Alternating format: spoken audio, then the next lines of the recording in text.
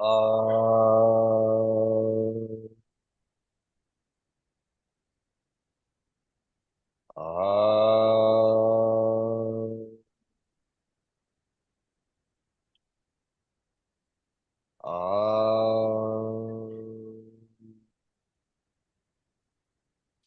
Gurubhyo Namaha Harihi Om. Raghuji, if you're capable, then could we do the Dhyana shlokas? ॐ पार्थाय प्रतिबोधितां भगवता नारायणेन स्वयं व्यासेन ग्रथितां पुराणमुनिना मध्ये महाभारतम् अद्वैतामृतवर्षिणीं भगवतीमष्टादशाध्यायिनीम् अम्ब त्वामनुसन्दधामि भगवद्गीते भवद्वेषिणीम् नमोऽस्तु ते व्यासविशालबुद्धे पुल्लारविन्दायतपत्रनेत्र येन त्वया भारततैलपूर्णः प्रज्वालितो ज्ञानमयः प्रदीपः प्रपन्नपारिजाताय स्तोत्रवेत्रैकपाणये ज्ञानमुद्राय कृष्णाय गीतामृतदुहे नमः सर्वोपनिषदो गावो दोग्धा गोपालनन्दनः पार्थो वत्सः सुधीर्भोक्ता दुग्धं गीतामृतं महत्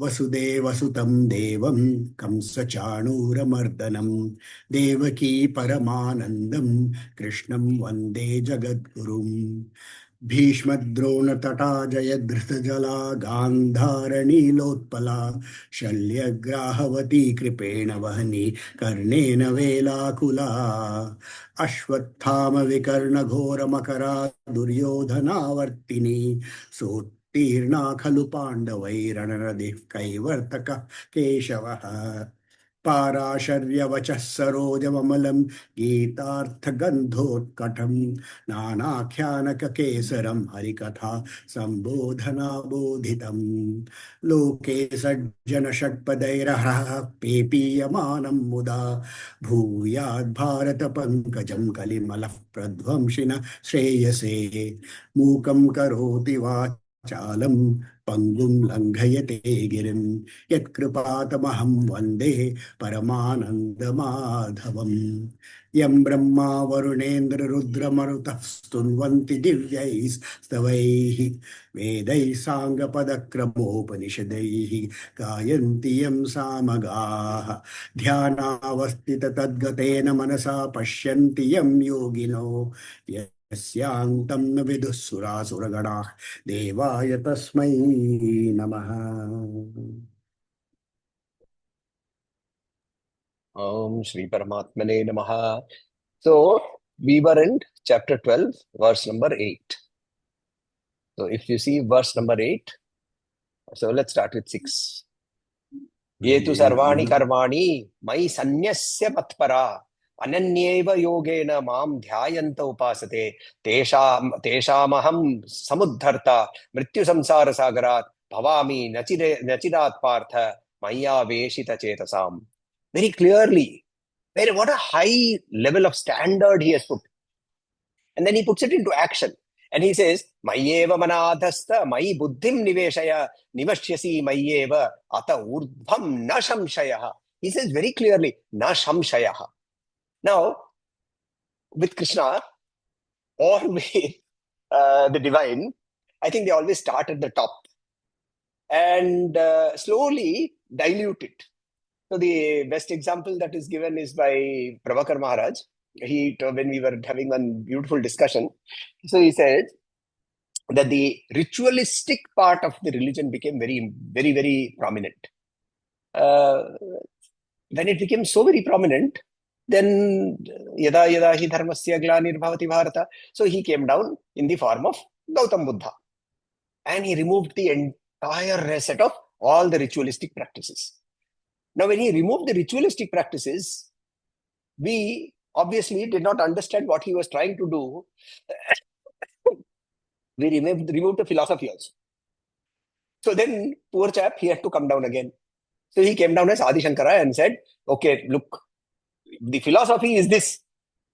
So while the rituals are no longer necessary, please understand, you are permanently free.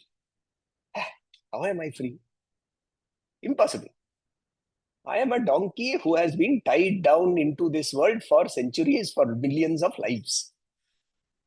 So 200 years later, he comes back again as Ramanujacharya and says, look, I know you don't understand Advaita, so let me do this. Let me put you as a small drop. Quality is the same, quantity is different. You can never be the ocean, but you are a drop and you can merge into the ocean. How can I merge into the ocean? The ocean is so big. If I go even near the ocean, I will feel afraid. Even Swami Vivekananda said that. See, Vivekananda was asked by Thakur, there is a pond of Amrita, you are a bird, how will you drink the water from there? He said, I will sit at the edge and drink water. And Thakur started laughing and said, idiot, it is Amrita, jump in, you will never die. But we get afraid. So another 200 years had to pass. And the same poor chap, he has to keep coming back and doing so much work. Right? So he has to come back again. And then he came back as Madhvacharya and said, okay, you don't do anything. You come to Udupi, you take 2 fans and you keep fanning him. Rest he will take care. So this whole process of dilution, now he starts here with a benchmark which is so high. Everything that you do, give up. Mind, especially. Right? He says, in the shloka, what does he say? He says, Mayeva mana adhatsva. My mind completely fixed adhatsva. My buddhim niveshaya, invested completely. Another meaning of niveshaya is surrender, but then Sudhir will protest. So, nivesha, the word in the common parlance means to be invested. And all portfolio managers will tell you, isn't it? You have to be invested for the long term. So that is the investment he's asking. Completely invested in him. Then he says, Nivashyasi mayeva ata urdhvam na sansaya. You shall live. Nivashyasi, you shall live in me. Thereafter, completely, you will live in me if you have done this. This is a benchmark which 99.99% of us will fail. And Krishna knows that. So he therefore goes on in the next verse and he says in verse number 9, Atha chittam samadhatum, na shaknoshi mai sthiram, atha chittam samadhatum, na shaknoshi mai sthiram. Abhyasa yogena tataha. Now in your script you will have tato, but when we break it up, you will read as tataha.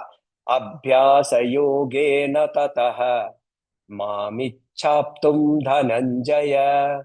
Mamichhaptum dhananjaya. Now when I read it together, I will say Abhyasa yogena tato mamichhaptum dhananjaya. Atha chittam samadhatum na shaknoshi mai sthiram. Abhyasa yogena tato mamichhaptum dhananjaya. While chanting, if you noticed, when I did that tato, I did not break. So I kept tato mam. So when you do that, you can use the sandhi. If you don't, if you want to break it, then it will become tataha. So tataha means then. Atha, if, chittam, mind, the mind stuff. Here, the chittam here will be the combination of what he said earlier. Buddhi, manas, everything. Samadhatum, fix, right? If you are not able to fix, shaknoshi, na shaknoshi. If you are unable, mai, on me, tiram, steadily, abhyasa yogena, right? Yogena, by unity, uniting. Abhyasa, repeated practice. Tataha, then, mam, me, ichha, desire, aptum, to attain, dhananjaya. So he says, if you are unable to do what I told you in the first verse, so I've given you method 1. Fix your mind, Fix your intellect completely on me. And you're done. Then he says, okay, now if you're not able to do that, then practice remembering me with devotion while constantly restraining the mind from worldly affairs. Now, that also is not very easy. Now, however, in this case, the answer is to a certain extent. In most spiritual practices, we say this: fake it till you make it. Right? So you keep practicing. I talk about this to doctors, lawyers, and chartered accountants. All three of them are always in practice. I don't know when will they start doing work. They are all the time practicing. All the time, all sorts of experiments going on with their clients. So luckily, at least engineers don't do practice. Otherwise, we know what will happen with the bridges, right? The Kokle Bridge is an example. They try to do some practice over there. So you should tell, Sudhir, you should tell your doctor, please don't practice on my father. Please do something. What we are saying here is, if you keep practicing slowly, the mind stuff is very malleable and it will mold itself. It will mold itself, but it is not going to be easy. So he says here that you need keep practicing. So how do you bring it back? Here in the Bhakti Yoga traditions, he says, you remove the mind from this world, fix it on God, practice this constantly again and again. So whenever the mind goes away. Now, where does he say this? In chapter 6, he says this. Remember, you sit down, you start doing your meditation, and the mind glows. And you don't even know that the mind has gone. Then suddenly you get an awareness. I was sitting on my seat of meditation. I was doing dhyana. I was doing nama japa. I was doing something, whatever it is, soham breathing. And my mind went off. And now I'm seeing coffee or I'm seeing my rasgullas. And what does he say over there? You bring it back. You bring it back. You bring it back. As you keep bringing it back again and again and again, the process of bringing back becomes shorter and shorter and shorter. So it doesn't go so much far away. Number one, you become aware of it going also faster. So all of this will start happening. This is verse number, we are at verse number 9. In verse number 9, this is what he's saying. But this is also not easy. So then what does he say? So then he says, okay, if you can't do that also, let us see what you can, what is the solution? अभ्यासेप्य समर्थोसी मत्कर्मा परमो भव अभ्यासेप्य समर्थोसी मत्कर्मा परमो भव मदर्थमपि कर्माणि कुर्वन् सिद्धिम् अवाप्स्यसि मदर्थमपि कर्माणि कुर्वन् सिद्धिम् अवाप्स्यसि अभ्यासेप्य समर्थोसी मत्कर्मा परमो भव मदर्थमपि कर्माणि कुर्वन् सिद्धिम् अवाप्स्यसि अभ्यासे by brain practice api if asamartha, if you are unable, even if you are unable even to do this practice, asi you mat karma paramaha, devotedly work for me, right? Mat karma paramaha is here devotedly at the highest level, right? Mat karma paramaha, devotedly work for me. Bhava, be mat artham, for my sake. Api, also karmani, work. Kurvan, performing. Siddhim, perfection. Avapsyasi, you shall achieve. So level 3, or rather, as we are going down, level 1 we have seen, not possible. Level 2, difficult. Level 3 makes it a little easier. He says, if you can't practice remembering me with devotion, just try to work for me. Which means, whatever you are doing, make it an offering to me. Make it an offering to me.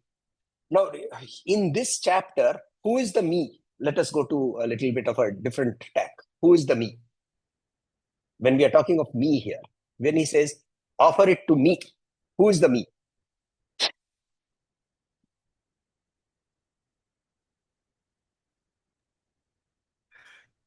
It can be Ishtadevata. It actually, he is referring to Parabrahman. But No, we can, no, at no, our no, no. level, No, he's not. assign it to See, that is the Ishtadevata. understanding. You have to be very clear. He is not referring to Parabrahman. Because you cannot be devoted to Parabrahman. You cannot offer anything to Parabrahman. Because you are Parabrahman. How can you offer anything to yourself? You are Aham Brahmasmi. You are saying that. Then how can you offer anything to yourself? But we do not have that state where I am in that state of You Brahman. can offer your entire actions to the Two. supreme entity. You can always Therefore, there are two, entire isn't it? actions to the supreme entity. There you are. Therefore, there are two. There is you and there is the supreme entity. That supreme entity that he is talking about is the supreme entity that we saw in chapter 11, which is Ishvara. Now that Ishvara can be any form, right? Whether you would call it Ishtadevata, whether you call it Paradevata, you call it Bhagavati, you call it Shiva, you call it whatever name. Because all those names came in there in chapter 11. So, if you look at what he is talking here, he is talking of devotion. Why is he talking of this? This is because it is one step. That step is necessary for us to jump from there. This is that pole. This is the final pole. You have practiced earlier. Oh, you did your Sandhya Vandanam, you did your Gayatri, you did your Soham breathing, you did your Japa. You have done all the smaller hurdles. Now you have come to a stage where you are going to take that long pole and you are going to do the run up. For that, you need that bar for over which you have to jump, isn't it? That is the picture in front of you. You will give it up also. And then you will see around and say, oh, everything is Brahman. But that stage we have not reached because we are still trapped in our body, mind, intellect, consciousness. Yes, Raghuji. I just remember from the last class where Minaji asked you a question about the 5 steps of Soham meditation, and you referred to basically the Panchakosha as we move. And I was struck by the absolute similarity to the daily Sandhyavandanam that we do. The first thing, of course, is we will first deny our bodies. I will not. I will first do my jabam only. Then I'm going to eat anything. I'm going to do this first. I'm going to do this, and then so that we are taking the Annamaya Kosha at that point. Then we are doing the 10 pranayamas where we are actually bringing the pranamaya kosha under control, and then we are doing the japam, the mantra with the japam, where we are bringing the mano and the buddhi under control. And I was just amazed. All of this is there in our daily ritual, but we were never taught like this. Yes, exactly. So, good. See, you start with Bhuta Shuddhi. Sandhya Vandanam, the daily Gayatri process, it starts with Bhuta Shuddhi, purifying the Annamaya Kosha, either through fasting, through the sprinkling of water, right? Through the Achamanam. You purify the Bhuta Shuddhi. Once you have done the Bhuta Shuddhi, then you do Mano Shuddhi, Buddhi Shuddhi, and then what do you end with? You end with saying Samarpanam. So your vasanas are also gone, which is the Anandamaya Kosha. Name Panchakoshaha, he says. Name Panchakoshaha, right? So that is where you show good correlation. So now, in this particular practice, where he says, if you cannot practice remembering me with devotion, just try to work for me. Where has he said this earlier in any cross-reference to the Gita? Can you, anyone of you think? Very, very, almost exact words he has used. Anyone remembers? Constant reading is required. Constant reading is required. Chapter 4. No. Chapter 9, verse number 27. Yat karoshi, yat ashnasi, yat chuhoshi, dadasi, yat Yat parasyasi kaunteya tat kurushva madarpanam mad arpanam yat karoshi. Yeah, that's right. Whatever you do. He has said this earlier. And Krishna's consistency. I mean, I've never... See, one of the things we talk about in leadership is consistency of behavior. Look at his consistency. At no point do you find any contradiction in what he's saying, what he's doing, what he's thinking, what he's telling Arjuna. No point there is the difference in his philosophy.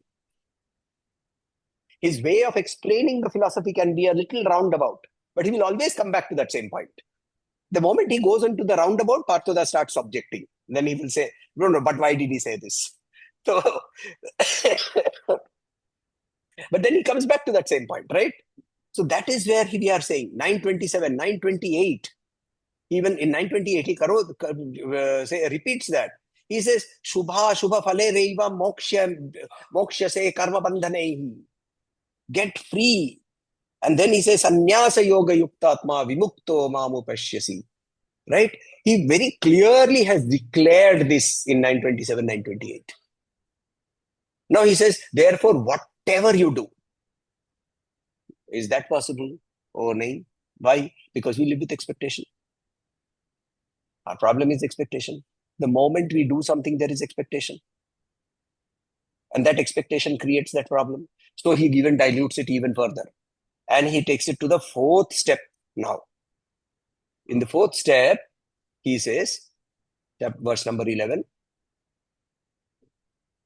Atheidapyasha ashaktosi, Atheidapyashaktosi, Kartum madyogamashritah, Kartum madyogamashritah, Atheidapyashaktosi, Kartum madyogamashritah, Sarva karma phalatyagam, Sarva karma phalatyagam, Tatah kuru yatatmavan, Tatah kuru yatatmavan, Atheidapyashaktosi, Kartum madyogamashritah, Sarva karma phalatyagam, Tatah kuru yatatmavan, Atha, etat, Atha, if, etat, this, api, even, ashakta, unable, asi, you are, kartum, to work, madhyogam, with your devotion to me, with your desire to serve me, put everything on your work to me, ashrita, taking refuge, sarva karma, of all actions, phalatyagam, renounce the fruits. Tata, then, kuru, do, yatatmavan, you be situated in the self.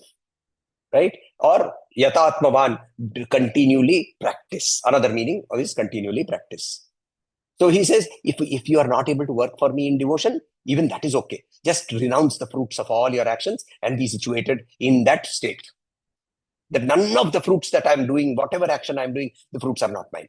I don't care about the fruits. My job is to do the work. Where has he said this earlier?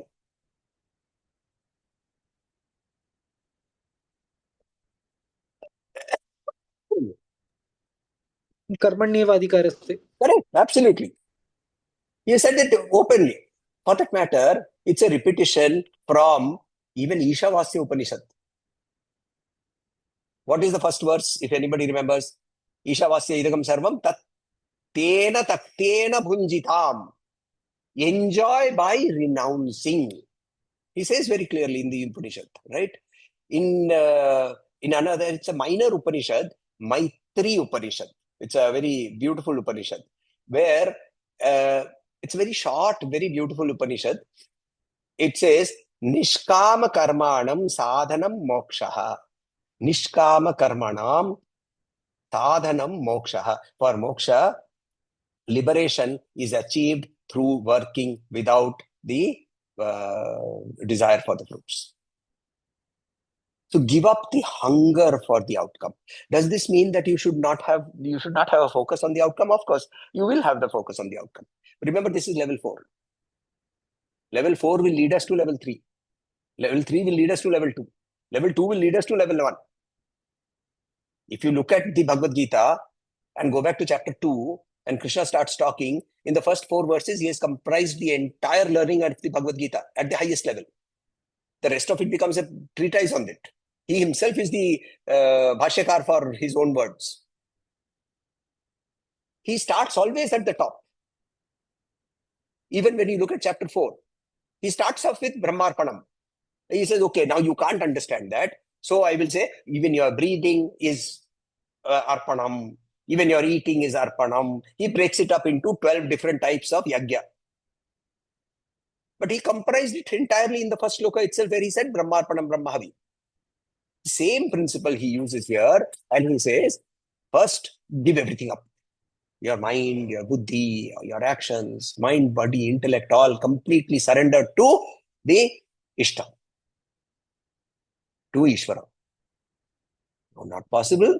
Then next level, okay, at least start doing your work in the way in which you're putting your mind. If you're unable to do that, then at least start practicing that. Settle down in one place, start working over that. Oh, you're not able to do that? Okay, then at least work, but put all the work on, as if you are not doing it, I am doing it. Even not able to do that, go ahead, do the work, but at least give up the fruits. 4 clear methods of devotion.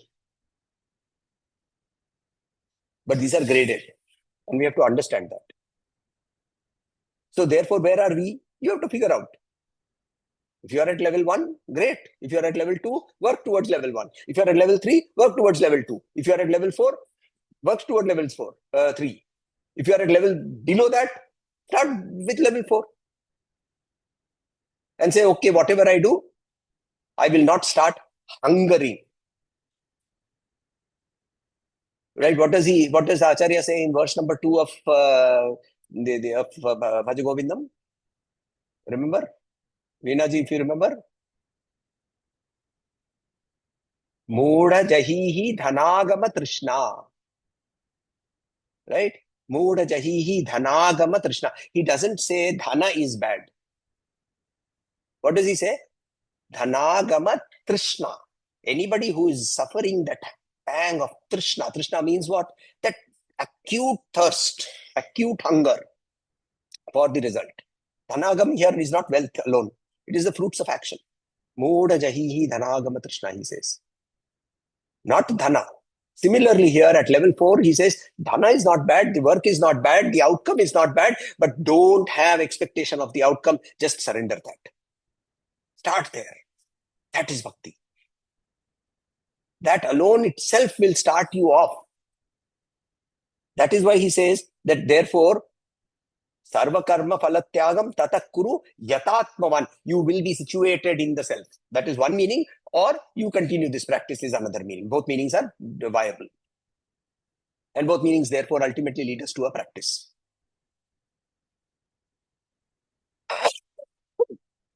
We'll stop with verse number 12 today. So then in verse number 12, he says, and this is now very interesting. He says, Shreyo hi jnanam abhyasad.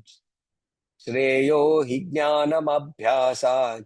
Jnanadhyanam vishishyate. Jnanadhyanam vishishyate. Shreyo hi jnanam abhyasad. Jnanadhyanam vishishyate. Dhyanat karma phala tyagas. Dhyanat karma phala tyagas. Tyagacha tyagachantiranantaram. Tyagachantiranantaram. Dhyanat karma phala tyagas. Tyagachantiranantaram. Shreyo hi jnana abhyasad. Jnanadhyanam vishishyate. Dhyanat karma phala tyagas. Tyagachantiranantaram. Shreya, better. That which is better is called Shreya. He for Jnanam, knowledge, Abhyasat, than practice. We have to understand this, but we'll go back again. Abhyasa, than practice. Jnanat, than knowledge, Dhyanam, meditation. Vishishyate, better. Dhyanat, than meditation. Karma phala tyagaha, renunciation of the fruits of action. Tyagat, renunciation. Shanti, peace. Anantaram. When we put the sandhi, the sha becomes cha. So therefore, tyaga chanti ranantaram. That is shanti. Shanti means peace. Anantaram, immediately. Anantaram. Antaram means there is a gap, right? Anantaram, without any gap, immediately. So what is he saying here? He's saying better than the practice is knowledge. Which practice? Mechanical practice. Better than any mechanical practice. Now we just talked about it a little while ago. You ask any normal, traditional Brahmin household, they will say, okay, 3 times you have to do, especially in South India, you will say they have to do Sandhya Vandanam 3 times a day. Now, 3 times a day not possible, okay, at least do it twice a day. Not twice a day not possible, okay, do it once a day. At 108 Gayatris you have to do. 108 not possible, okay, you do 32. Where that number 32 came from, I don't know.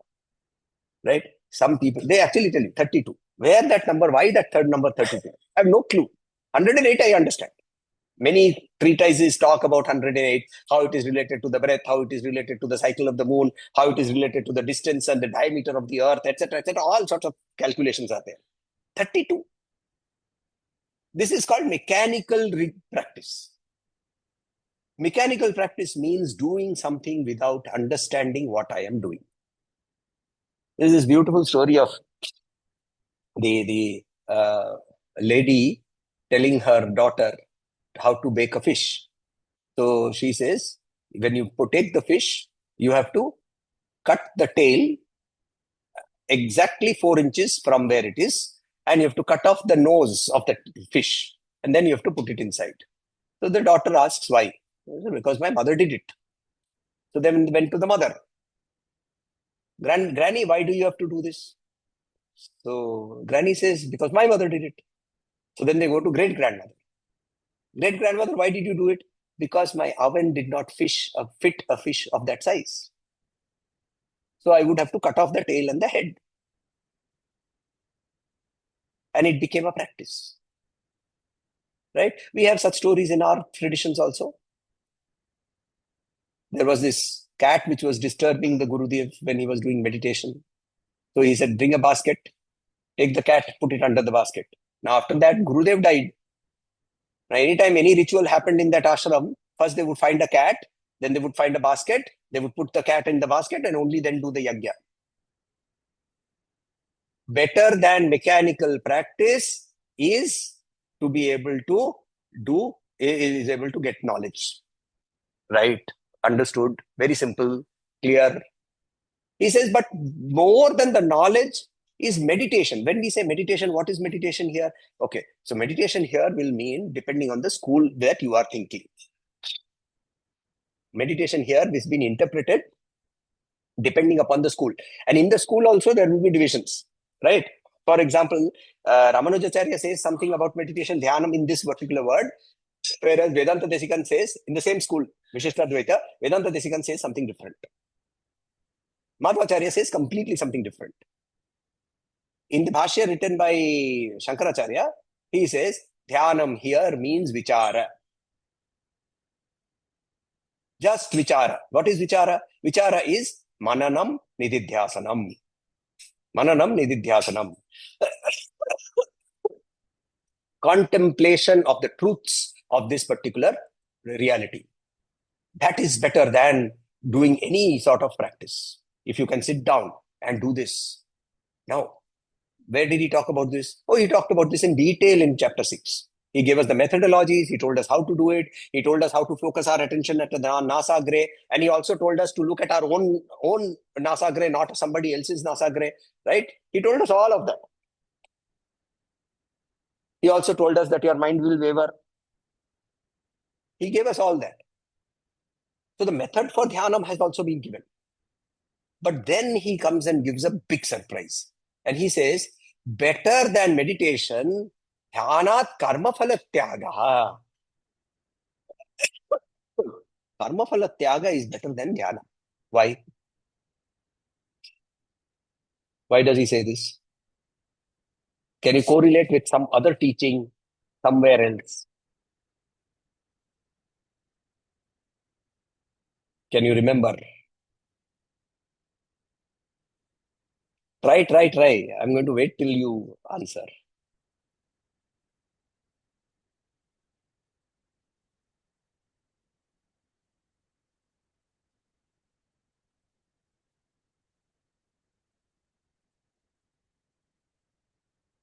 Okay.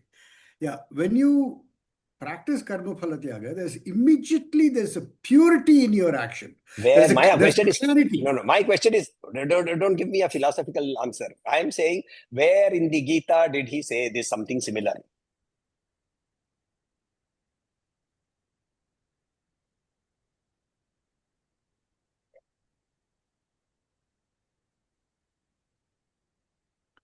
In the chapter 3 or 4, I think. Yeah, chapter Okay, 3, I think. okay, and you're close. And then what was the conversation? You don't have to give me the quote. Give me the conversation. So at that stage, Arjuna is confused and he says, once you are talking about Sankhya, then you are talking about karma. Which is better? Which is better? Yoga is better or karma is better? What does he say? Karma is better. Very clearly he says, karma is better. Why? Because there is a bracket for you. For you. Karma is better for you. That is there in the bracket, which we have to understand. That same bracket has come back here. Because Arjuna is not in a state where he can sit down and do Mananan Nididhyasan. And neither are we. We are all Arjunas. And therefore, what is better for us? Start at the bottom of the pyramid. You will climb. And therefore, he says very clearly that in the verse itself, he says, Dhyanat karma phalatyagat tyagat shantiranantaram. Instantly. Now, in our own lives, even if it is one particular action, 99% of all the problems that we create in our own mind are originating from the expectation of the result of that particular action, isn't it? Whatever that action is. I sent my child to school. Now, what do I expect? I expect him to be able to study there. Then he comes back in time. Now he comes back. If the bus doesn't come back in time, what happens? I go downstairs and I wait. As if my going downstairs is going to bring the bus faster. Right? I'm talking of nowadays, such problems are not there. You have a GPS tracker on your school bus and you know where exactly the school bus is. During our times, when you used to come back by school bus, and if the school bus was late, my mother would be standing outside the house. Why? And I used to ask her even then, by your standing outside, is the bus going to come faster? Expectation. And then you come back, the boy comes back, the bus was late, already the mother is expecting, and therefore there she is already worked up, and now the boy pulls out his report card. And he has got 96 in mathematics. Why did you not get 100? Expectation. So the moment I have given up the fruits of action, Shanti is bound to happen. Just our own psychology. Examine it. Examine what is happening with you at any given point of time. When I give a task to my employee, should I not expect him to be able to perform that task to the best of his abilities? Of course you should. That is the outcome that you set for him. But when that does not happen, what do you do? That is the question. Do you get worked up? Do you get irritated? Do you get or he does exactly what he's supposed to do and comes back with a better result? What are you supposed to do? You're supposed to be in equanimity in both situations. Can I reach that stage? That is the fourth exercise that he gives us. And therefore, he very clearly in this verse dictates to us and says, I understand. Don't do blind practice. Get the knowledge of every ritual that you are doing. What is this process of prana pratishtha? Toham bhavena pujayet. The mantra says, Deho devalayat prokto, jivo deva sanatanaha, tyagyam ajnana nirmalyam, soham bhavena pujayet. This body is the residence of that eternal Brahman. To that Brahman is what I am going to pray with the bhava, I am that. Soham. Oh, it is only a ritual. Even worse. There is a Maharudram going on in some temple, and you are the sponsor. So what do you do there? The priests, 121 priests will be there, and they will be praying, and they will be chanting the Rudram. You are over there, sitting beautifully garlanded, wearing silk dhoti, and people are coming and doing pranam to you, and you are also telling them, please go have coffee. That is what you are doing. This is called mechanical ritual. So instead of that, get the knowledge of what that ritual is supposed to be. That is better. More than that, can you sit down in meditation? Even better. Unfortunately, both of these are not available to us. So therefore, he says, just give up the fruit of action. You will get peace. But will you get eternal peace? No. You won't. Eternal peace will come with level 1 only. Eternal peace will come with level 1. Start with level 4. That's where the story ends for today. Doubts, questions, comments, observations? Otherwise, we will close. Yes, Partha. One thing is becoming clear in Bhakti Yoga so far, what we have learned, that here is a clear sense of Dvaita Bhava. That means I am the person and Ishvara. That is all Krishna. Now, Yes. in Bhagavad Gita, we have also seen Advaita. So, Yes. so there is no conflict between Advaita and Dvaita anywhere that in that sense. No, there is not. No. Okay. Let me put it like this. No Advaiti will claim that there is a conflict. Dvaitas will claim there is a conflict. Oh. Right? Dvaitas will claim there is no Advaita. There is no possibility of Advaita. Advaita absorbs Dvaita within its philosophy as a step towards Advaita. Okay. See, I explained this earlier also. Dvaita has 4 types of moksha. Right? I compare this with the marriage. So, you brought Anita Bodhi home. Salokya. She stays close to you. Samipya. You have now been married for almost 50 years. She has started behaving the same way. Both of you have started behaving the same way as each other. Sarupya. And your son, Avirup, is now confused whether he should talk to you or whether he should talk to his mother. Because he gets the same result from both of you. Sarshti. Same powers. All 4 are types of moksha as far as Dvaita is concerned. You said we also tend to look similar. Sarupya. Yeah. So we may not look similar, but at least our behaviors manifest at least in the same way. Now, Vishishta Dvaita takes one more step and says 5 types of moksha. So it says Salokya, Samipya, Sarupya, Sarshti, and then Sayujya. Merger. Finally, become one. Right? When you go to Advaita, he says, what is moksha? I don't understand moksha.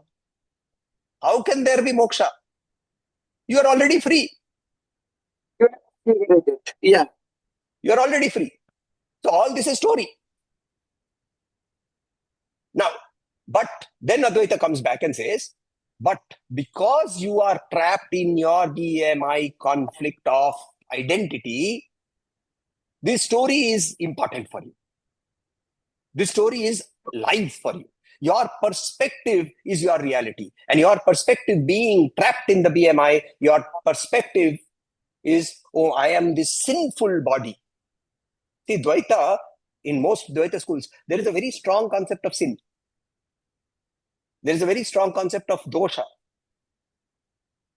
Don't do this, don't do that, don't do this, don't do that. There are a whole bunch of don'ts. Even doing Nama Japa, they don't do this, don't do that. All this is there. Very important, not unimportant, because it brings that discipline. But then you transcend the discipline into Advaita. So when Krishna again starts, where does he start from? He again starts from the same point. He says Advaita is the reality. But then he says, you can't understand it. I understand that you can't understand it. So let me bring you to Ishvara, where with Ishvara you can at least correlate and understand and do affection and do love and do seva and do service and do everything else. And because that is, we are limited, not Ishvara. You are not limiting Ishvara, you are limiting yourself. Right? But thanks for raising this. Should Thank we you. end? Yes, Minaji. You wanted to ask something. Sorry.